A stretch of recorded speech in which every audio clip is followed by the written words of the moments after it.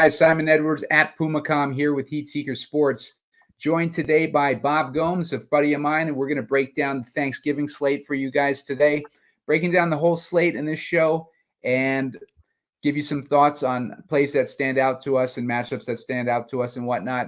Bob, what's going on, man? Thanks for joining me today. Yeah, excited to be on. Kind of an early look for me on the slate, so interested to break it down with you and figure it all out. Yeah, super early slate. Look, for me too, it's currently Tuesday afternoon, so I haven't gotten a whole bunch of information in yet, but just looking at the raw DraftKings points allowed by defenses and stuff like that, and just what we know basically about these teams' tendencies and their defenses and whatnot, we should be able to do some good analysis here. I actually kind of like doing these first look shows better than trying to take in too much information, because a lot of times you can get like information overkill, and it doesn't help you when you're looking at just pure stats and everything. Yeah, I feel similarly excited for this slate overall. Should be an interesting one on Thanksgiving. Yeah, before we dig in here too, make sure to hit the like button. We're looking for about 15 likes. You get to 15 likes, I'll put out a shorter video with some plays, overall plays on the slate. Also, make sure to subscribe to the YouTube channel. Hit the subscribe button. Appreciate everybody who's subscribed so far and all the viewership that we've been getting. Definitely appreciate that. And let's dig into this slate here, Bob. Let's see what we got going on with all these games. We're looking at the Green Bay Packers versus the Detroit Lions, the Washington Commanders versus Dallas Cowboys, and the San Francisco 49ers versus the Seattle Seahawks. And, interesting slate here for Thanksgiving. Dallas versus Washington is a 48.5-point total, with Dallas as 10.5-point favorites. Detroit versus Green Bay is looking at a 46.5-point total, with Detroit as 7.5-point favorites. And then San Francisco versus Seattle is a 43.5-point total, with San Francisco as 7-point favorites. So we got 3 games where the spread is a touchdown or more. Bob, what do you make of that situation, and how's that going to affect how you build lineups this week? Yeah, for me, it's just about like players and roster construction. Obviously, a guy like Christian McCaffrey, he's going to be with the spread being what it is. He's going to be very much in play for me at 8,700. Same for CD Lamb, like these core guys at 8,700, and also Amon-Ra St. Brown at 8,500. For the main teams on the slate being Dallas, San Fran, and the Lions. Yeah, that's kind of how I'm going about it. But McCaffrey, obviously, with the spread in that game being 7, him being the best running back in the league, and given a touchdown spread that correlates to high ceiling outcomes, I really like McCaffrey in the spot versus Seattle. Also, a very favorable matchup for Seattle as well. Yeah. From a DraftKings point perspective, like with the quarterback position, I'm looking at Dak Prescott has the best matchup as far as an opponent that gives away the most points per game. I would imagine he'd probably be the chalkiest guy on the quarterback situation. Would you think so, Bob? I think it's going to be Dak for sure. Yeah, without a doubt. He's been on fire.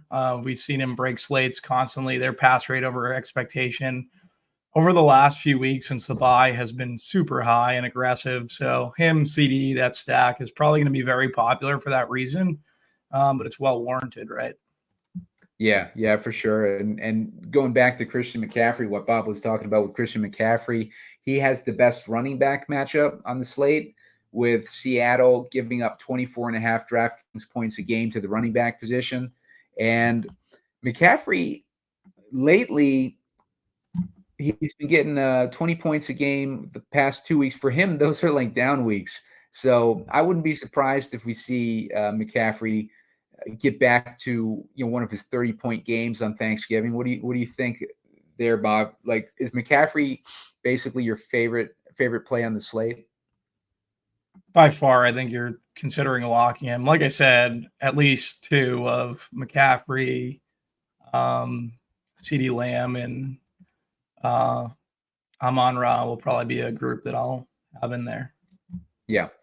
I think as far as like actual wideouts, not slot receivers, but wideouts, it looks like the Dallas wideouts have the best DraftKings point per game matchup, with Washington giving up 22.7 DraftKings points a game to wideouts. And San Francisco is actually giving up 20 points a game to wideouts, which is interesting for DK Metcalf and Tyler Lockett over in Seattle. With slot receivers, the Lions are giving up 21.1 points a game to slot receivers. And that's pretty interesting with Jaden Reed, who we've seen have some pretty good games recently. And then the Seattle Seahawks are giving up 20.5 points a game to slot receivers, which is interesting, with Deebo Samuel getting about 30% of his routes in the slot. So we do have some good spots for some of these good players, and you can't get all these players in there. So I think there's going to be opportunity to get different with some lineups if you choose to go in a different direction. Like I think with Dallas, what Bob was talking about with CeeDee Lamb, maybe being one of the more popular plays on the slate, I think that opens the door for guys like Brandon Cooks and Michael Gallup maybe to have lesser ownership. What do you think of those guys, Bob? Yeah, Brandon Cooks, Michael Gallup, I think those guys are pretty strong plays. Just touching on the Green Bay guys first, Jaden Reed, Christian Watson, and Dobbs. Dobbs running 43% of the time from the right side, and Christian Watson at 41%. Those are plus matchups as well. In terms of Cooks and Gallup, Cooks is running where they get hit pretty much everywhere from the wide receiver position. Washington does. Left wide receiver is the receiver that's kind of killing them the most. Gallup runs 56% of his routes from the left. Cooks 23%. So I think that's interesting. I'd probably prefer Gallup. But if you're running on the right too, it's also a plus matchup. So Cooks and Gallup Gallup has 37% from the right side, Cooks 40%. In the slot would be, I think, majority CeeDee Lamb getting a lot of the slot stuff for Dallas currently. Just trying to look it up here quickly. Yeah, 61% from the slot for CeeDee. So the worst matchup is actually CeeDee's matchup, but it's still a plus matchup. Getting to CeeDee Lamb there. So, and CeeDee's going to be moved all over the formation. All of these Dallas guys look good. But then again, all these Green Bay Packers look good as well. And you hit on Seattle, Tyler Lockett and Metcalf, but also JSN. JSN's really come along, getting a lot of the first read targets in that offense. I just want to see where he's at. Seattle's a plus matchup for wide receivers as well. Slot, left wide receiver, really strong matchup. I mean, San Fran is, sorry. No, that's incorrect. Actually, it is. I was reading San Fran's matchups against Seattle, but I worry about that corner for Seattle, Woolen or whatever. So whoever he's on, I'd probably be a little skeptical and getting too overexposed to. On the Seattle side, going up against San Fran, it's pretty much the slot receivers a plus matchup. The the left and right. It's a plus matchup across the board versus this San Fran secondary for the Seattle receivers. I'm sure they will come under-owned. Jackson Smith and Jigba, pretty good price there at 4,100. So he's someone I'm definitely interested in. I would imagine he's going to be a very strong value come Thursday. Sorry for talking in circles there for a little bit. I was just going through it. Yeah, no worries. Like the Woolen is 94% of his alignment is on the right side of the field. And it looks like, Brandon Ayuk and Deebo Samuel both going to have an equal 34% exposure to that side of the field. But I like that Deebo runs a lot in the slot too. He's at 31% there versus 21% for Ayuk. Ayuk is primarily outside with 44% of his routes on the left side of the field, where he's got Witherspoon and Trey Brown, I guess, as the main guys he'll be facing there. But no, I do like Smith and Jigba too as an option. He's pretty cheap at 4,100, and like Bob said, like he's been getting a little bit more action recently. He's primarily lining up in the slot. We're looking at Smith and Jigba as 72% of his routes in the slot. So yeah, maybe a little bit tougher matchup against San Francisco in the slot. They're only allowing 15 DraftKings points a game, but we do have those outside receivers, which is more important on the Seattle end with Metcalf and Lockett, who might have like the perceived like tougher matchup, even though San Francisco is giving up 20 DraftKings points a game to those wideouts. But what do you think of Metcalf and Lockett? Which one of those guys would you lean towards more, Bob? I would probably lean Metcalf. Yeah, he's coming in on the left side, so I think that's pretty beneficial to just where he's playing and who his coverage. I feel like I prefer Metcalf. Yeah, and I mean that San Francisco game in general is going to be an interesting one because we've seen San Francisco just dominating opponents, and honestly, like Geno Smith has not been good this year. Like I wasn't a fan of him like leading into the season. I thought he was getting overhyped a lot, and he hasn't really done much of anything. He's had a few good games, but it seems like things have come back to reality with Geno Smith. What are your thoughts on, like, do you think Geno Smith is going to be able to put up a fight against San Francisco in this matchup, Bob? Yeah, I think the secondary, like they're going to have to throw, right? I would imagine Charbonnet is going to be pretty chalky, being the lone running back for Seattle. San Fran's front seven's pretty good. I don't mind Geno. It's not the best matchup. Like I would definitely prefer Dak. I think I would prefer Purdy. Where's Jared Goff? Definitely Jared Goff. Like there's other guys around there I would have interest in. Green Bay has been pretty stingy to quarterbacks. But yeah, I think Metcalf is fine. I mean, I think Geno's fine. He wouldn't be my first choice. Would definitely prefer Purdy,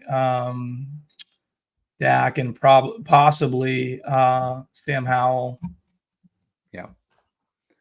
Yeah, I think this is going to be an interesting. We're touching on the just the overall quarterback position. We got Dak Prescott, like with the most favorable matchup against Washington, and that's the most favorable matchup in the NFL, not just on this slate. We got Jared Goff facing off against Green Bay, which is a little more difficult, but Goff is playing at home, and he tends to do pretty good at home. We got Howell playing against the tough defense of Dallas, but Howell is I think in the top 3 for passing yards this season. So he's having a really good season.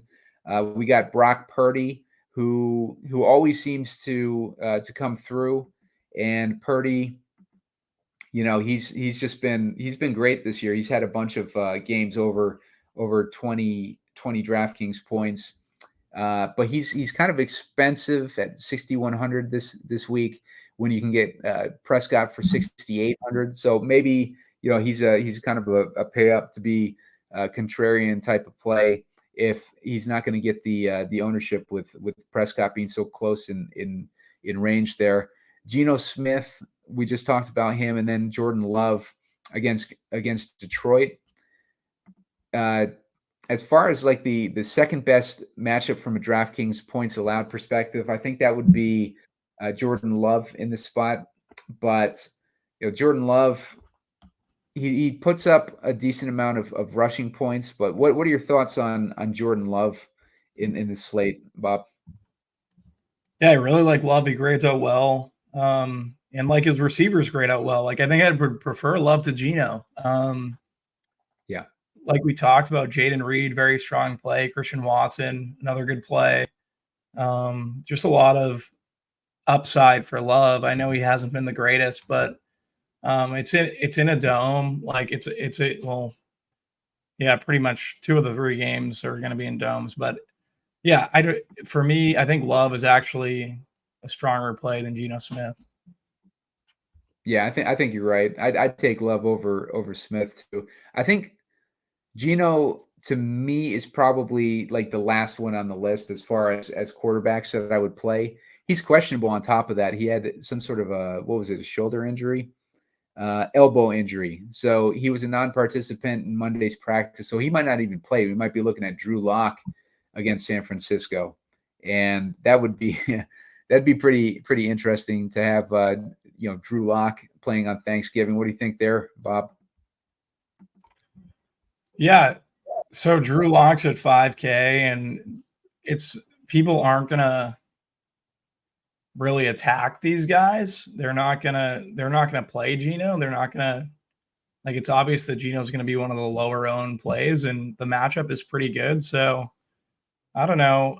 It kind of makes me want to play Geno closer to Jordan Love in my exposures. Now, the more I think of it, I know I'm circling the wagon a little bit, but I would imagine Geno comes in lower owned than Jordan Love and Goff and Howell for that matter. So, and I know the matchup versus San Fran isn't the strongest, and it correlates well with McCaffrey. So if it's going to be low owned, then it might be a pretty good spot for these Seattle guys. The more I think about it. Yeah. I think it would make the most sense for either Geno or Love to be the lowest owned guy.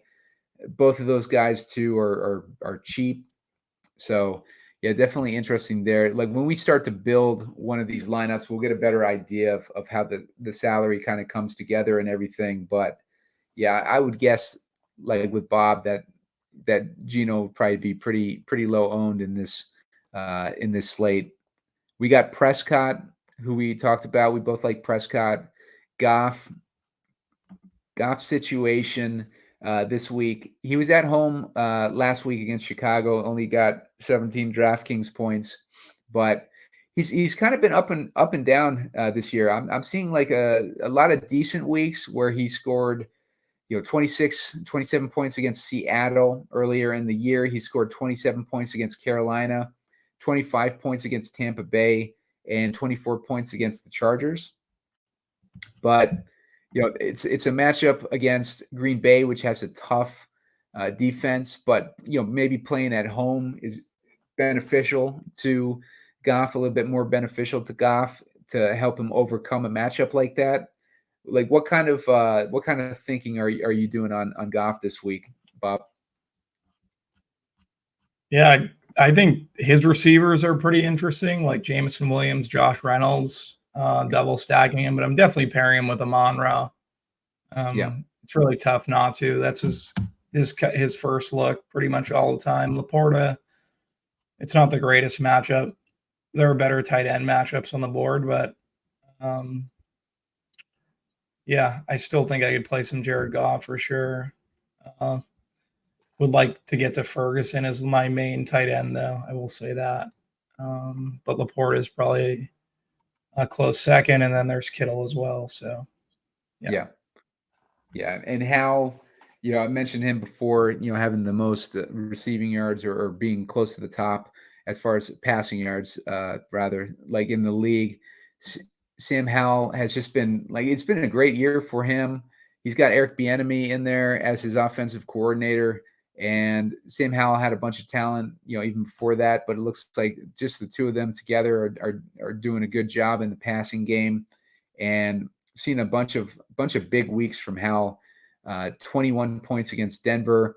He's really come on like lately too. That's the thing. It's against week 5 on. He's got 29 points against Chicago, 18 points against Atlanta. He had that dud week against the Giants.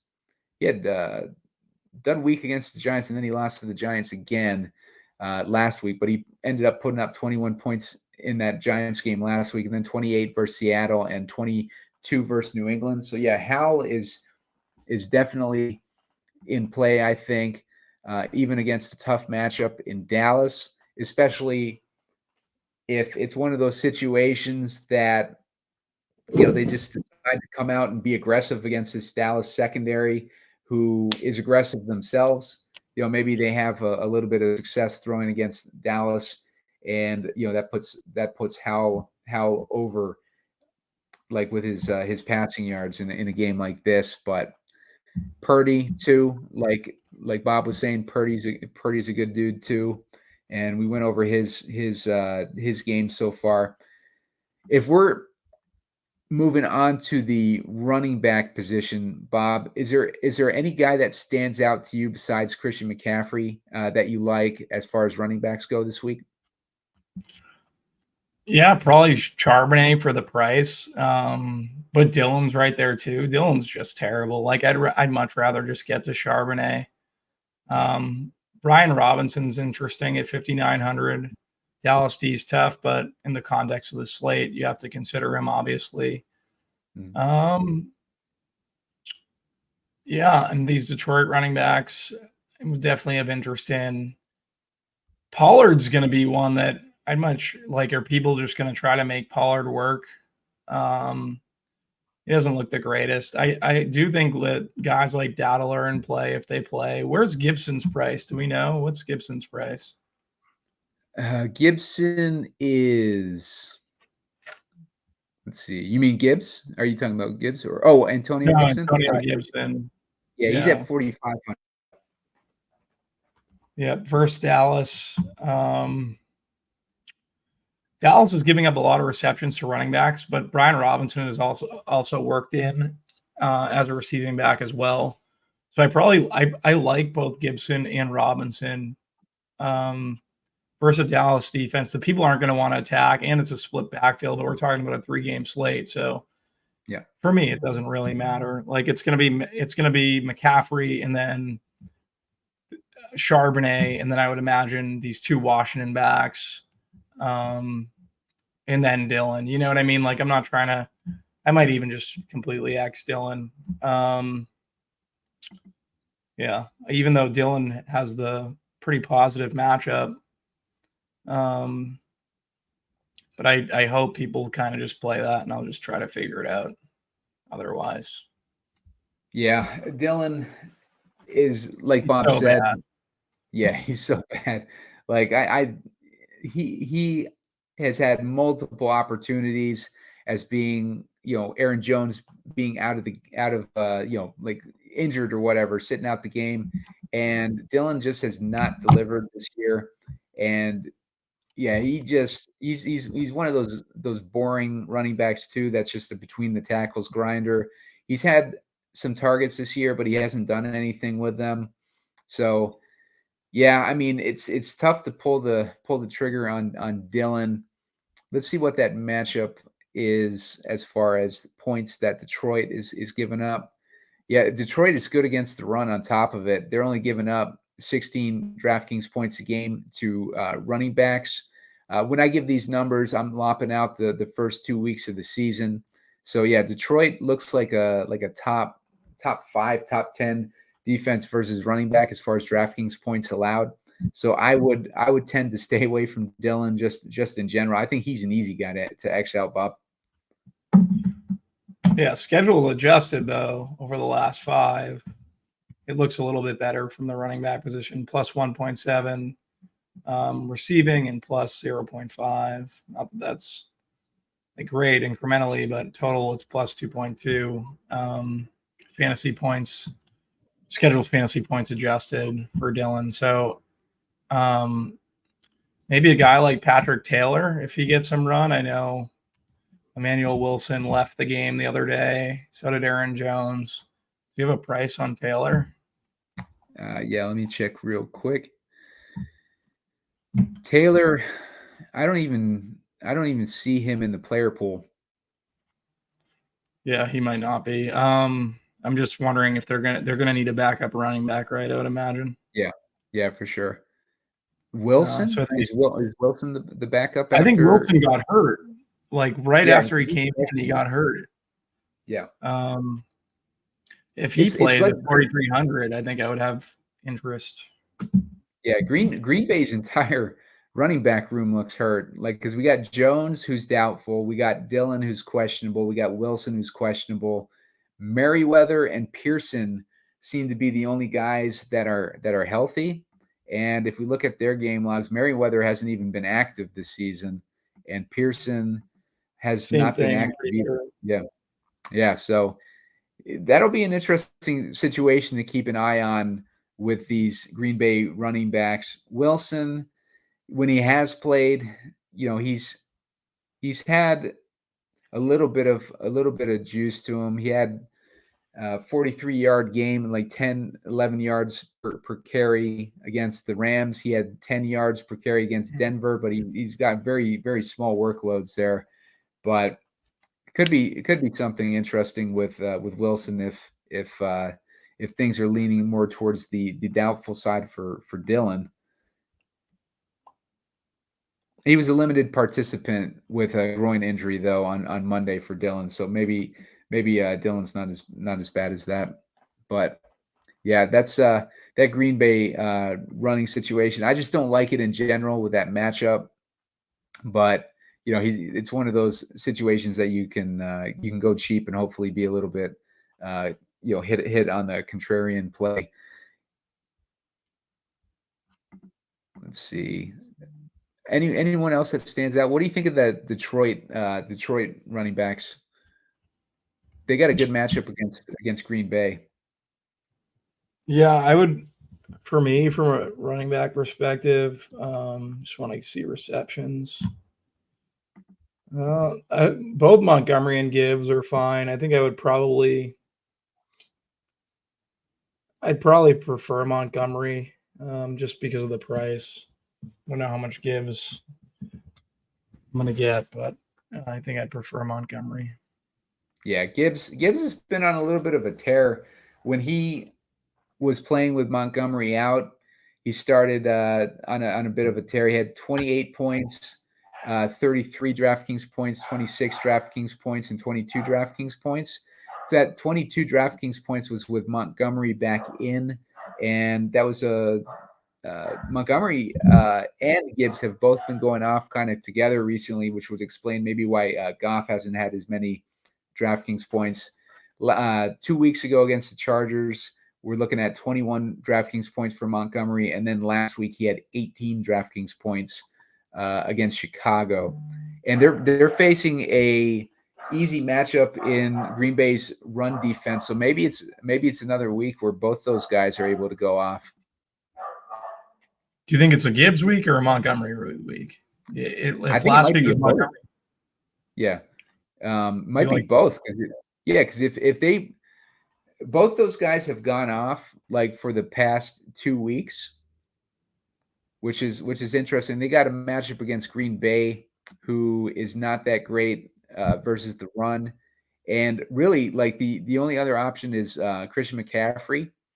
So if you wanted to get away from Christian McCaffrey and get a little different on your lineup, I wouldn't hate putting both those Detroit running backs. Do not get away from CMC. Just play CMC. It's you're getting 8,700 for CMC. Just play him.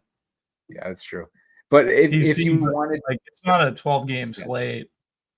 Would you play? Well, we haven't really. We're just taking fresh eyes on this slate. But would you play both those running backs and McCaffrey? Yeah, to get different. And especially because salary and construction everyone's gonna be focused on this Green Bay situation, trying to get clarity on it. Yeah. The Washington running backs, I think, are super strong. I think I would prefer playing Gibson and Brian Robinson over the Detroit guys, though. I will say that. Just because they're cheaper and they're both utilizing I wouldn't play those two together as much as I would play. Like, if you're talking about playing two in the same lineup, I think Gibbs and Montgomery are easier to play in the same lineup. But in terms of I think I'd like one of Gibson or Robinson more than Gibbs or Montgomery if I'm just doing one-offs. Yeah. Let's see what like a chalky lineup build would be. I'm opening up Roto Grinders lineup optimizer right now. I'll build a optimal lineup to kind of give us an idea of where early projections are predicting for optimal. Get an idea. It's got Dak Prescott as the quarterback. Charbonnet, as you talked about, is in there. McCaffrey is in there. Jalen Reed is in there. Terry McLaurin is in there. CeeDee Lamb is in there. And then we got Musgrave. And they went double tight end. I won't give away the whole lineup, but they went double tight end and they got Cowboys defense. So that's an interesting lineup. What's your first thoughts on a build like that, Bob? Yeah, I don't know. I want to play some of these Green Bay receivers, whether it's Jaden Reed or Christian Watson. Romeo Doubs is someone who stands out. He had the 2-touchdown game last week. If Christian Watson's going to be the lowest owned of these three, then wouldn't mind going to him on the Green Bay side. In terms of Jaden Reed being optimal, I think that's warranted based on his matchup in the slot. Yeah. I also think Jaden Reed's fine too. I feel like we're saying everyone's fine because it's a 3-game slate, and maybe we should be focused more on who the bad plays are. Right. Yeah. I think CeeDee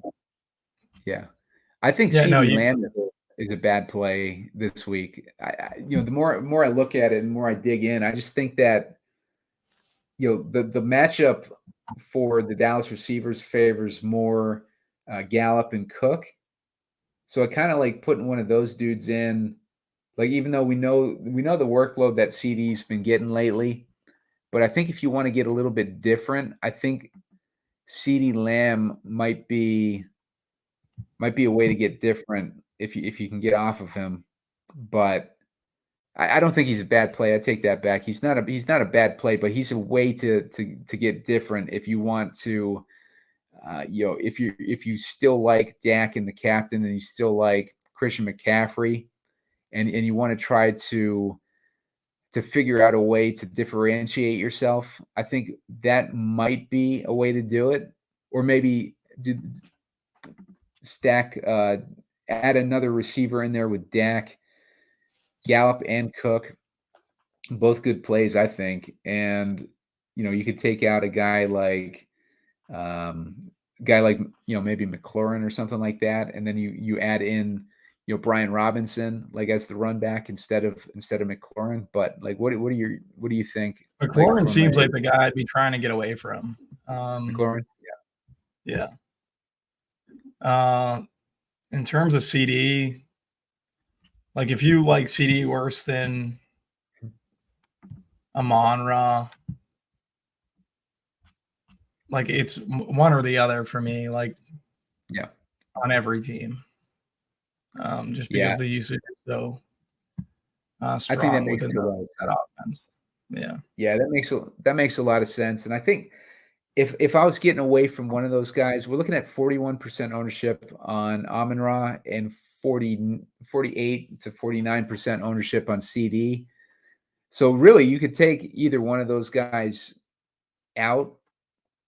And I might be with you actually now that I think about it a little bit more, and getting rid of Amon-Ra instead of CD, just based on the matchup against if CD's at 48%, wouldn't you want to come under and just play Amon-Ra over? And like you said, CD might be the worst play now that you basically, like, you gave me that ownership. Like I'd much rather just play Amon-Ra because I don't think the guys around Amon-Ra can beat him as much in that offense. Yeah. Whereas with the matchups being what they are, and basically what you said previously for Cooks and Gallup, like they could possibly beat CD. Also throw Pollard in the mix as well. Yeah. It is tricky though, because if you look at Amon-Ra's matchup too, it's not great either. With 14.5 DraftKings point is what Green Bay's given up to the slot. And Amon-Ra, like from what I'm looking at, he's got the worst of the DVOA matchups too, as far as Detroit receivers. So I don't know. Like from a matchup perspective, I think Amon-Ra would be the guy to leave out. But if you're going from a game theory perspective like Bob, then maybe it makes more sense to leave CeeDee Lamb out. And Yeah, we I do think have that's a good point. Like if it's just how you decide to attack it. Right. So let's build a let's kind of build a mock lineup, Bob, to get an idea of what we like maybe on a build. Which direction do you think we should go with quarterback? Do you think we should stick with Dak? Let's go Dak. Yeah, I think he's going to be the strongest to be optimal. Okay. So we got Dak in there. We both throw McCaffrey. Yeah, McCaffrey, easy plug in. From there, do we want to look at the second running back now, or do we want to go to receiver? Now let's go one of Lamb or Amon-Ra St. Brown. What do you think? If we're using Dak, let's just use CD. Yeah, let's use CD because then we can double stack him with Cooks or Gallup. Do you have a preference on those guys? I like Cooks. I think Cooks has just been coming on too good lately. I think it would be Gallup for me. Gallup. All right, let's plug in Gallup then. So we got a double stack with Lamb and Gallup. We got Christian McCaffrey. Who are we running it back with on Washington, if anybody? We don't have to run it back. Okay. It could be you could use Robinson or Gibson. I think I might prefer Gibson just because of the savings. I think if we decide not to run it back, maybe we're plugging in the Dallas defense. Maybe this is a game where it's Thanksgiving. You know, the Cowboys know that they're on national television. They have a tendency, if you look at Prescott's numbers lately, they've had a tendency to kind of to put up points, leave the starters in there to pad their stats. They scored 49-17 versus the Giants. In that game, Dak had 42 DraftKings points.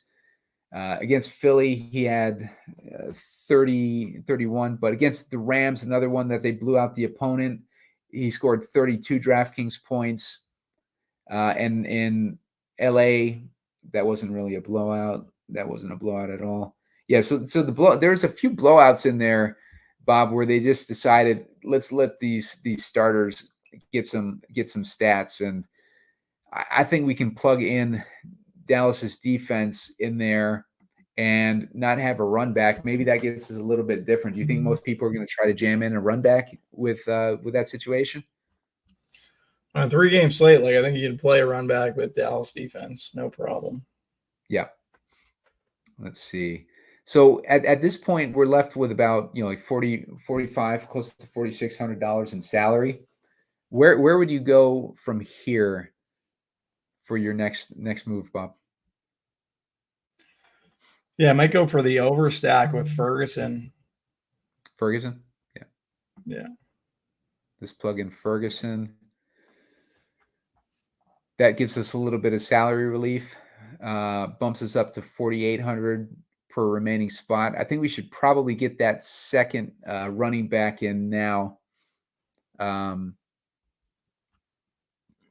Who do you think for a second running back there, Bob? Probably be Charbonnet. Charbonnet? Yeah, that makes sense with cheap salary relief there. And that leaves us with 4,500 left per guy. So if we're looking for a cheap wide receiver, maybe who stands out to you? What's Jalen Tolbert's price? Maybe we switch out Ferguson and get Tolbert in there. Yeah, that's what I was kind of thinking. Yeah. So like Tolbert, if you play Tolbert, do we still want to play Gallup? That's the thing. I think we take Gallup out. When I was recording a show earlier with Chop, he liked Head Chopper liked Tolbert. Yeah.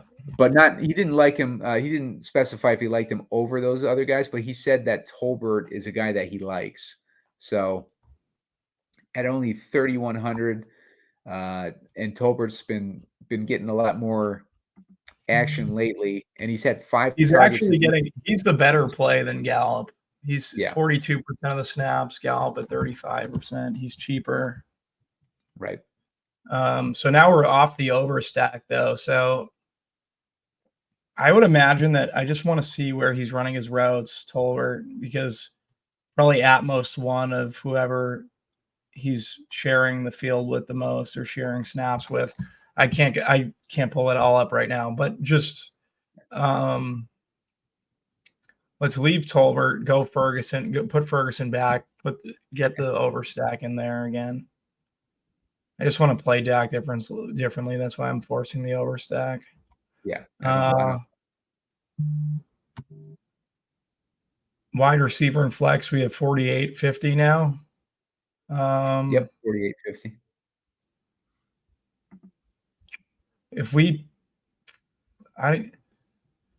If we play Christian Watson at 4,300, I just want to see. I feel like he will be the lowest owned of these.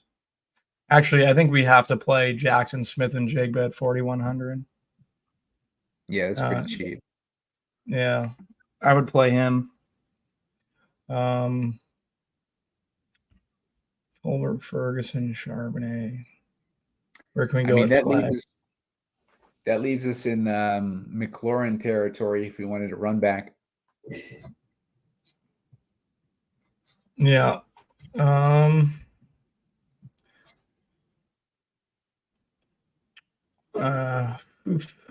Not really sure. Charbonnet. We're playing 2 of these Seattle guys, I guess. One sec. Yeah, we got 2 Seattle guys, and we got McCaffrey on the other side too. So we got, we got the mini stack there. What about playing Gibson and leaving salary because it is a 3-game slate? Yeah. If we put Gibson in there, let's see. That would leave us with, $1,200 left. Yeah, then we could see if we could go up from Ferguson. Let's see if we did that, and then we take Ferguson out. That leaves us with 5K, and that puts us in. Well, we need 200 more to go Laporta. So unless we want to take, maybe swap out Gibson for one of those other cheap wide receivers, Jalen Reed or something. Yeah, you could swap out Gibson for Reed. Let's do Reed. Yeah, if we swapped out Gibson for Reed, that let us put in Laporta, and then we got that mini stack too. That way we have exposure to all 3 games. When you do these small slates, like 3 games or whatever, Bob, do you like to take a game out entirely and focus on like maybe one main game and then a secondary game to add the rest of your plays in, or how do you usually approach that? Do you usually even take that into consideration? Last year I did I faded the chalk in the first game. It actually worked out pretty well. It was like first in the millie on Thanksgiving for a good bit. Late in the day, so that wasn't the worst situation. I just think it's slate context, really. Yeah. I think looking at this, the Cowboys are definitely, I think, going to be the chalkiest team to stack. Is there a team that we can get away from them with, like maybe San Francisco? Maybe we want to like stack San Francisco a little heavier with that Seattle matchup? Because I think with the San Francisco Seattle playing at home, I think Seattle would have a little bit more opportunity to put up points and make that a little bit more competitive, especially too with it being a divisional game. So yeah. Do you think it would make sense to try to build maybe we clear this one out and we start building more of Seattle, San Francisco build, and we both like Purdy, right? We want like Purdy in that spot. Yeah, I think Purdy's fine. I do worry about like how strong Seattle's pass defense has been. Yeah, so Purdy, McCaffrey. Yeah. A lot of people will be punting tight end. Let's try Kittle. Kittle. Yeah. I like that.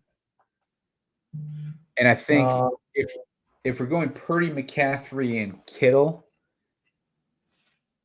do we want to kind of get away from the, go more with add an Ayuk in there too, like to go heavy stack, like, because I feel like if we add Debo in there, it's a little redundant with McCaffrey and Kittle, whereas Ayuk feels like he'd be more of the downfield play and let these other guys get the short field work. Yeah, Ayuk's fine. Okay. In this scenario, you don't really have to play CD or Amon-Ra. You're not going to have the salary. So this is a differentiated construction that might be interesting on the slate, especially with all the value we have at wide receiver. So you can just play this and be offset to the normal construction. I think we put in Cowboys D, right? Yep. Okay. It's too cheap, 3,800. For our second running back, maybe if everybody's going that passing game, maybe we put in Pollard. Yeah, that works. Let's put Pollard in. That leaves us with 3,900 per spot. So we're going to have to go super cheap on one of these receivers. Just go right back to Tolbert. Like that. All right, that gets us 4,300 now per remaining spot. I mean, we could put in Gallup too. I like Njigba. I think Tolbert and Gallup might negatively correlate. I'm not sure, but I think they might. Yeah, no, you're right. Yeah, let's get Njigba in there. That leaves us with 4,500. Let's see. Pat Taylor. I mean, who's the running back there for Green Bay? Oh, Wilson. Emmanuel Wilson, yeah.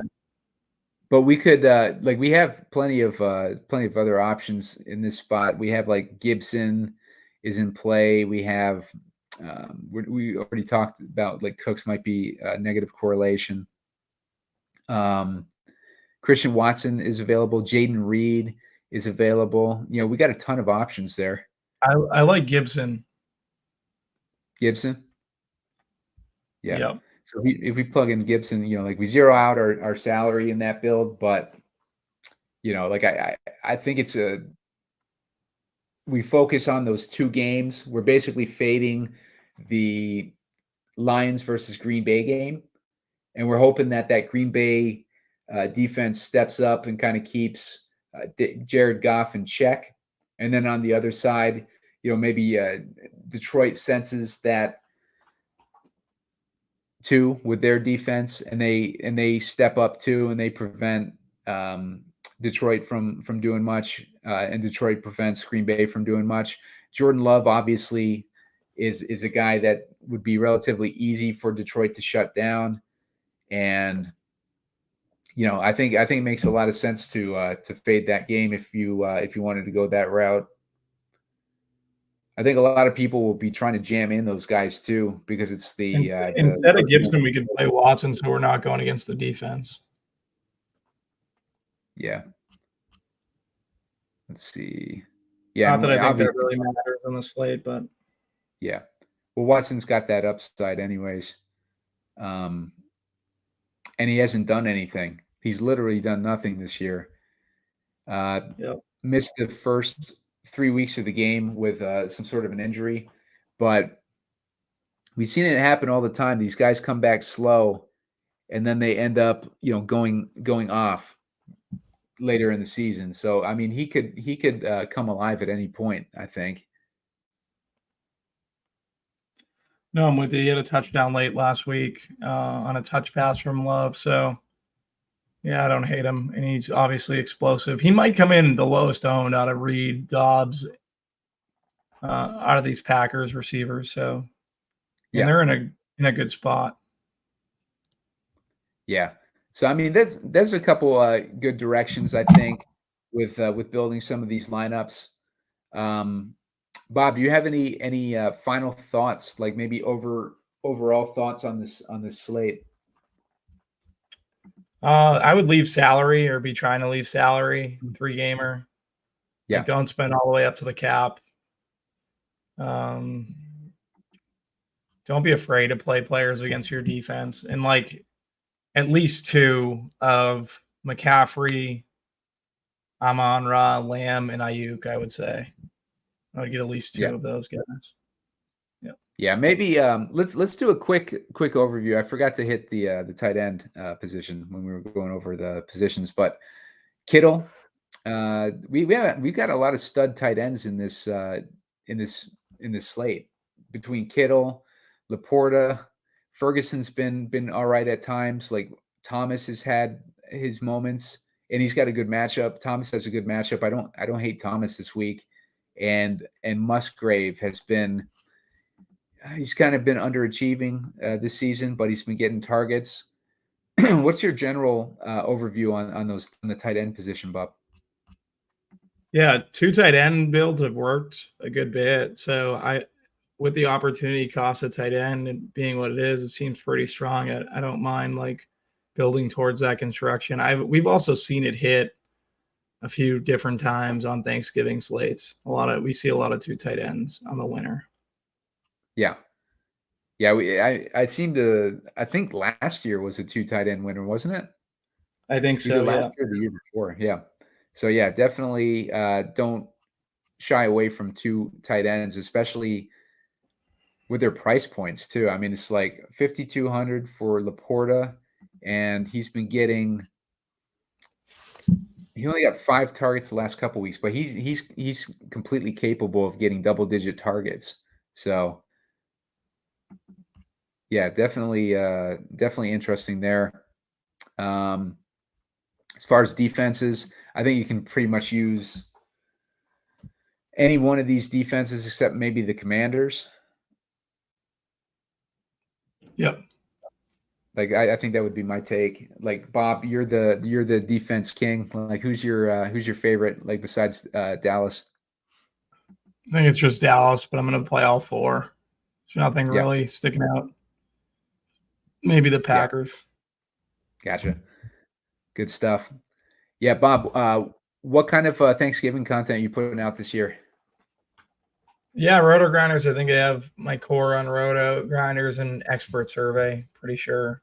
I may have a show, not positive yet, but we'll see. Cool. Waiting to hear back. Make sure to follow Bob over on Twitter so you get information on that. What's your Twitter handle? Bobby Gomes DFS. Nice. Yeah, and thanks for joining us, guys. Make sure to hit that like button. Looking for 15 likes. Get you a shorter video with a little bit more research under my belt where I can give you some thoughts on my favorite plays on the slate. And then also make sure to subscribe to the YouTube channel and go follow Bob over on Twitter. And you can follow me too at PumaCom.